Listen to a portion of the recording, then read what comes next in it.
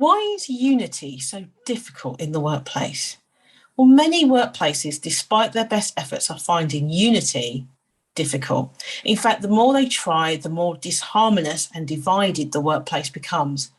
Here are 3 mistakes I see my clients making when they're trying to bring unity.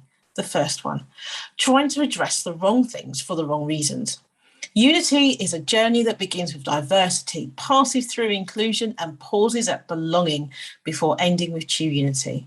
However, Black and minority ethnic employees often find that their employers are stuck on this journey, measuring and supporting the wrong things. So let's take a brief look at what these terms mean. Well, let's look at diversity first. This is often viewed as a factual exercise and can lead to pride around having the right data, as well as a longing for the ease that quotas bring. To have diversity in a literal sense can be as meaningless as having a set number of diverse individuals within a workplace, say the number of women in a senior position, or the number of Black and minority ethnic employees on the exec team, or the number of disabled employees. So the act of having diversity does not in itself bring true diversity. For example, whilst the personal characteristics of the employees may be diverse, if they think the same way, then diversity of thought is not achieved. Without diversity of thought, the organisation cannot thrive. And inclusion. Inclusion is often taken to mean that a company has an inclusive culture where all employees feel welcomed within the workplace. They are given opportunities to have their views heard and to have an impact on workplace cultures. Employers often feel that they are being inclusive and welcoming, even though their Black and minority ethnic employees can feel like they don't belong. It is in this area of inclusion that employees may believe that they are watching performative art and tokenism at play. And the third term, belonging.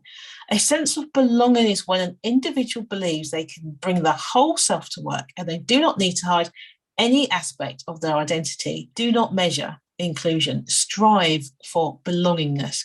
Without traversing this inclusive unity journey, true unity in the workplace will be difficult to achieve and be accepted by all employees, because all employers should look to enhance and enable belongingness as the first step towards real unity, providing the structural framework to support it. So the second point is ignoring or dismissing employees' lived experience. There was an outpouring of grief, outrage, and despair from the Black and minority ethnic community following the murder of George Floyd, which overspilled into UK workplaces.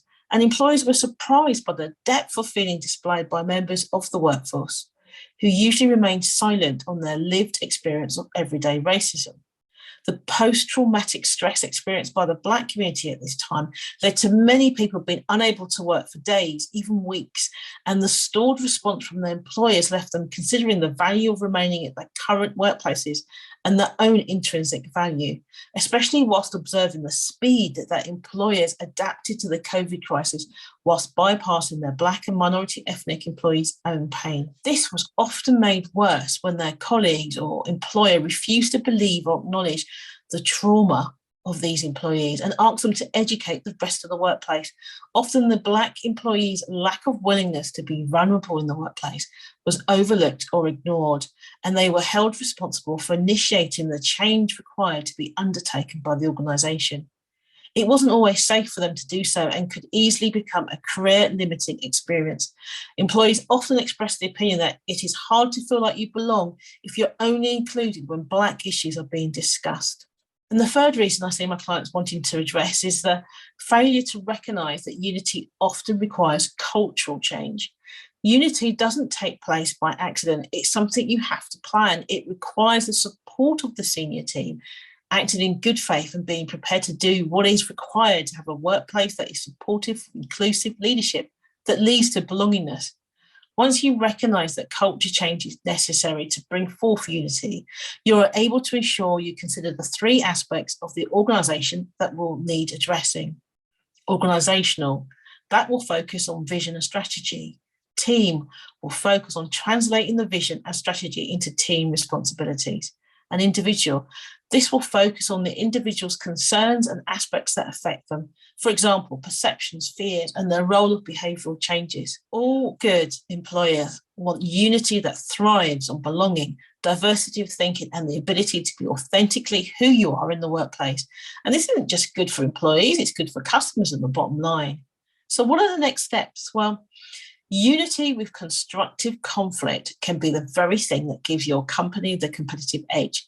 Here are a few things to consider when you're taking the inclusive unity journey and establishing a culture that allows unity to take hold and flourish.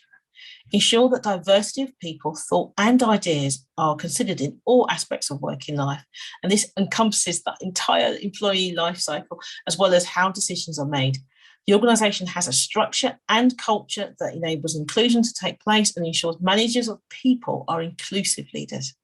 Build awareness and seek external support to enable change that considers the feelings and perceptions of all employees. And finally, recognise that changing company culture takes time, and settling for a quick fix without systemic change will ultimately lead to failure.